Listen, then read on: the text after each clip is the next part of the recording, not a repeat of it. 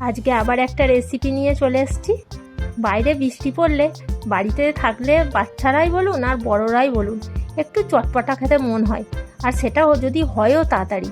তাই আজকে একটা খুব চটপটা রেসিপি নিয়ে চলে এসেছি। আজকের রেসিপি কুরকুরে চিকেন। এই রেসিপিটা হয়ও খুব তাড়াতাড়ি আর খেতেও লাগে দারুণ। তা চলুন শুরু করি। কাঁচের বাটি নিয়েছি, তাতে আমি মাংস নিয়ে নিয়েছি। মাংসগুলো খুব ছোট ছোট করে কেটে এনেছি। মুরগির মাংস নিয়েছি আমি, খুব একটা পিসগুলো বড় করিনি, অল্প ছোট ছোট করেছি। আমি এখানে দিয়ে দিলাম আদা, রসুন আর একটুখানি শুকনো লঙ্কা বাটা, আর একটু দিয়ে দিলাম শুকনো লঙ্কা গুঁড়ো, যেহেতু একটু ঝাল ঝাল হবে।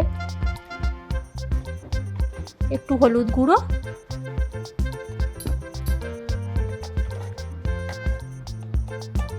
একটু জিরে গুঁড়ো, একটু ধনে গুঁড়ো, দিয়ে দিলাম বেসন,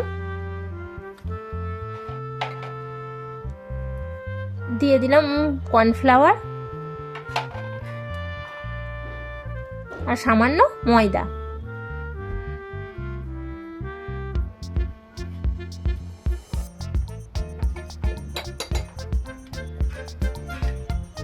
পরিমাণ মতো নুন,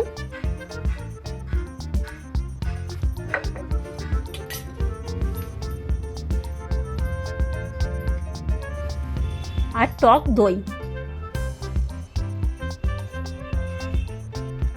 টক দইটা একটু বেশি করে দিলাম, আর একটা ডিম ভেঙে দিয়ে দিলাম। আমার অল্প মাংস ছিল তাই আমি একটা ডিম দিলাম। আপনাদের যদি একটু বেশি থাকে মাংস তাহলে একটু বেশি করে সব কিছু দেবেন। আপনারা আপনাদের পরিমাণ মতো জিনিস দেবেন, আর তখন ডিমটাও বাড়িয়ে দেবেন। দিয়ে দিলাম ধনে পাতা কুচি,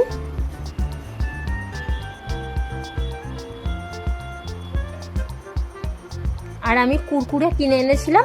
কুরকুরেটা আমি মিক্সিতে একটুখানি গুঁড়ো করে নিয়েছি, একদম মিহি করে গুঁড়ো করিনি, একটু খোঁচা খোঁচা আছে সেরকম আমি গুঁড়ো করে নিয়েছি।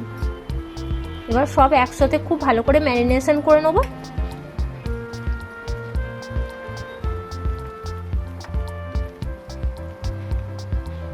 সামান্য সাদা তেল দিয়ে দিলাম। সাদা তেলটাও খুব ভালো করে মাখিয়ে নেব মাংসগুলোর সঙ্গে। আমি লেবুর রসটা দিতে ভুলে গেছিলাম, পরে আমি দিয়ে নিয়েছি। আপনারা পাতি লেবুর রস দিয়ে নেবেন।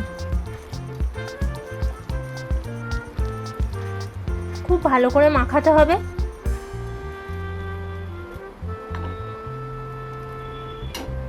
মাখানো হয়ে গেছে আমার। এবার আমি 10 থেকে 15 মিনিটের জন্য ঢাকা দিয়ে একটু রেখে দেব। কড়াইয়ে তেল চাপিয়ে দিয়েছি, সাদা তেল নিয়েছি আমি এখানে। আপনারা চাইলে সর্ষের তেলেও ভাজতে পারেন।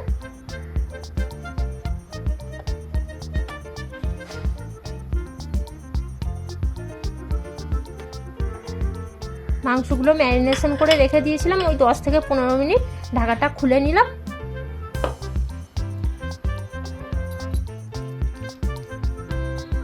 আমার তেলটাও গরম হয়ে গেছে, এবার শুধু কড়াইয়ে দেওয়ার অপেক্ষা। দেখুন একটা একটা করে মাংসগুলো দিয়ে দিচ্ছি।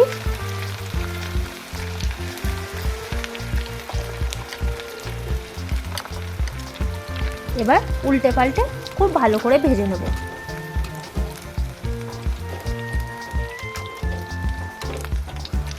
একদম লাল লাল করে ভেজে নেব। ভাজা হয়ে গেছে, তুলে নিলাম। আজকের জন্য এইটুকু। যদি রেসিপিটা ভালো লাগে লাইক, শেয়ার, সাবস্ক্রাইব অবশ্যই করে দেবেন। পরে আবার একটা রেসিপি নিয়ে আসবো।